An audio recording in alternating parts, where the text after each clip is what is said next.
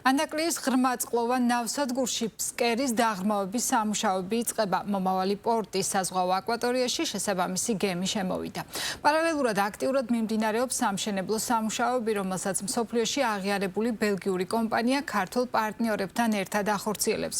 როგორც უკვე ცნობილია, საქართველოს მთავრობა ანაკლიის ღრმაწყლოვან ნავსადგურს მსოფლიოში აპრობირებული ლენდლორდის მოდელით აშენებს. აღნიშნული მოდელი სახელმწიფოს შესაძლებლობას მისცემს ანაკლიის პორტი ერთდროულად რამდენიმე სახელმწიფოსთან და კომპანიასთან პარტნიორობით განავითაროს. ანაკლიის ღრმაწყლოვანი ნავსადგურის მშენებლობა გადამწყვეტ ეტაპზე გადადის. პორტის საზღვაო აკვატორიაში ფსკერის დაღრმავების სამუშაოები ოფიციალურად უახლოეს დღეებში დაიწყება. ანაკლიაში ზღვის აკვატორიაში პირველი სპეციალური დამღრმავებელი გემი უკვე შემოვიდა. კანონმდებლობით დადგენილი პროცედურების გავლის შემდეგ გემი ტალღმტეხის არხის მოწყობას შეუდგება, რის შემდეგაც შემოსასვლელი და მოსაბრუნებელი არხების დაღრმავებაზე გადავა. ზუსტად ერთ თვეში კი მას კიდევ უფრო დიდი დამღრმავებელი ხომალდი შეუერთდება.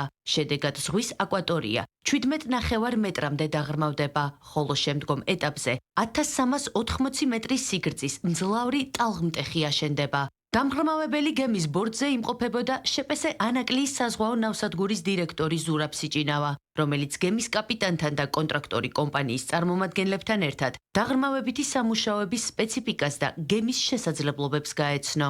რესტაუდე კიუნა პირველ რიგში შეუდგება ტალღმტეხერის არხის მოწყობის მიზნის დაღრმავებით სამუშაოებს, რისთვისაც დასჭირდება დაახლოებით 1 თვე, შემდგომ კი გადაინაცვლებს აკვატორიის და შემოსასვლელი არხის დაღრმავების მიზნით.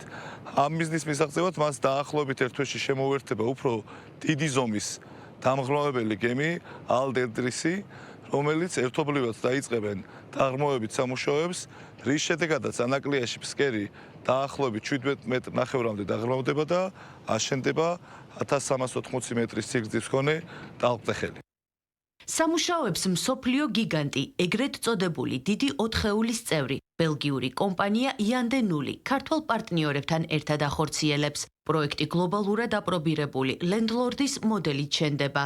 ეს კი სახელმწიფოს აძლევს შესაძლებლობას პორტი ერთდროულად რამდენიმე ქვეყანასთან და მსხვილ ინვესტორთან ერთად განავითაროს, რაც ტვირთების მოზიდვისა და მაქსიმალური ეფექტიანობის გარანტიაა. სახელმწიფო გადავიდა პორტის განვითარების ახალ მოდელზე. აღნიშნული მოდელი უზრუნველყოფს იმას, რომ სახელმწიფო ფლობს და ქმნის ძირითად საზღვაო ინფრასტრუქტურას, ხოლო კერძო სექტორი ავითარებს სატერმინალო ობიექტებს. აღნიშნული მოდელი არის მსოფლიოში ერთ-ერთი ყველაზე მეტად აპრობირებული მოდელი, რომელიც ასევე უზრუნველყოფს აღნიშნული პროექტის წარმატებით განხორციელებას. ბოლო წლების განმავლობაში საქართველოს ნავსადგურებში ტვირთბრუნვა მნიშვნელოვნად არის გაზრდილი.